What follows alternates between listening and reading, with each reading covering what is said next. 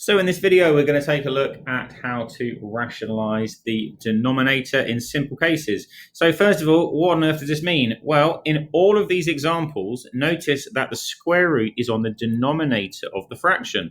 Well, if we write something in its simplest form, this can't be the correct way of writing it. So our idea is to change these in some way so that any square roots are on the numerator of a fraction.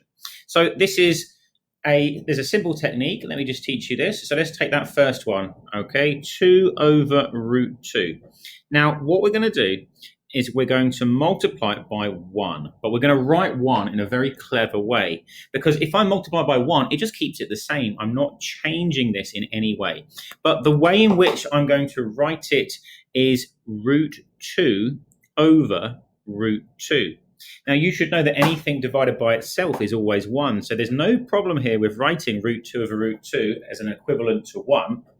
But what this is going to do, it's going to help us because we can time the numerators together to get 2 root 2.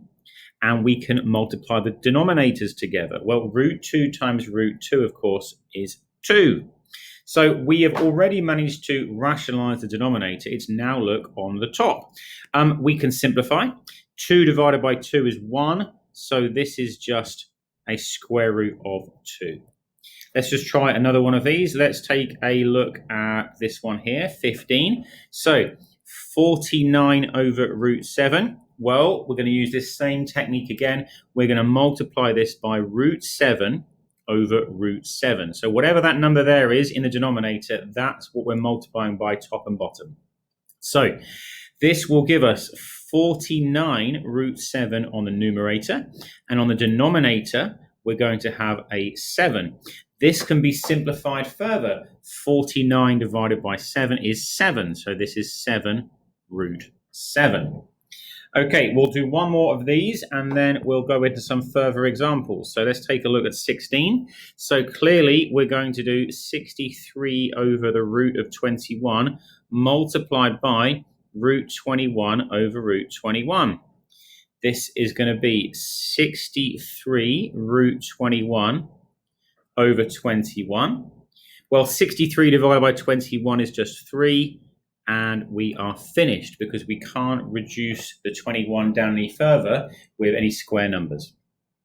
Now, what we want to do now is see if we can apply this to help us simplify some expressions.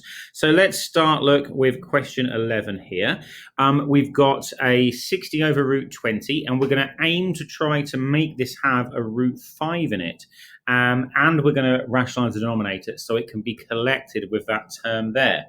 So first of all, let's rationalize the denominator.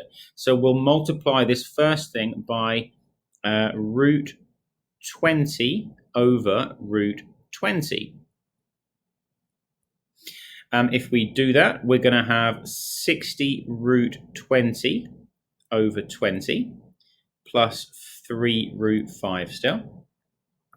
This will be 3 root 20 plus 3 root 5, because 60 divided by 20 is 3. Now I can split up the 20, and that's going to be root 4, root 5, because I'm trying to make that have a root 5 in it. And root 4 is 2, so 2 times 3 is 6. So I've got 6 root 5 plus 3 root 5. Well, overall, that means I've got 9 root 5. Okay, so that was a difficult example of how you can use rationalizing the denominator to simplify an expression. Let's just try 12 as well to make sure you've got this. See if you can do this yourself.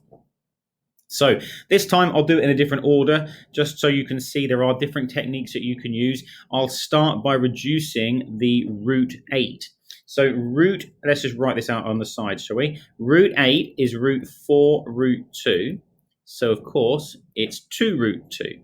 So I could start off by writing this as 80 over 2 root 2 minus 2 root 2. Now, from here, well, I could cancel the 2 at the denominator. So I could rewrite this as 40 over root 2 minus 2 root 2. And now I can rationalize the denominator. 40 over root 2 multiplied by root 2 over root 2 minus 2 root 2. The numerator will be 40 root 2. The denominator will be 2. This is going to cancel down to be 20 root 2 minus 2 root 2. So, of course, that leaves me with 18 root 2s. There's our final answer. Okay, so hopefully that helped you to work out a few like that. We got some further ones to have a look at, though. So what about things like this? Now, we have some really quite challenging questions here. The best way to think about these is to start to split them up and to see what happens. There's loads of different techniques that could be used simultaneously here. So to start with, in this example, I'm going to rewrite this as 2 square root 4 square root 3 on the numerator, because 4 times 3 is 12. And then on the denominator, I can write this as square root of 9 square root of 3, because those two numbers make 27. Now, straight away, I can already see some square numbers in those square roots. But as well as that, I can see the same thing on the top and the bottom, so they can cancel out. Root 3 over root 3 is just 1, so they can kind of disappear. So from here, well, root 4 is 2, so we've got 2 times 2 on the numerator. And on the denominator, we've just left with the square root of 9, which is 3. So the final answer here is 4 over 3, or 1 1/3. And that's it. We're finished. Okay, let's carry on. Let's do another one. So what about this? So it looks particularly tricky, this one, but I think we can have a go and see if we can work it through slowly and try to simplify it. So root of 12 is root 4 root 3, and we can get rid of that 4 in a minute. We've also got 35. Well, the only thing I can write that as is a root 7 and a root 5. Okay, on that denominator, well, we've got that too. 175 divides by 25, which is a square number. So let's include that with us. So that will be 25 times 7 is 175. And then my root 15, well, root 5 root 3. Okay, let's take a look and see if anything cancels out. Well, my root 5s are going to cancel out. My root 7s are going to cancel out. My root 3s are going to cancel out. So what are we left with here? Well, we could write this as 5 times 2 over 2 times 5. And now the 5s are cancelling out and the 2s are cancelling out. This whole thing just boils down to a 1. Okay, I hope that helps you to understand how to simplify some expressions using the technique of rationalizing the denominator.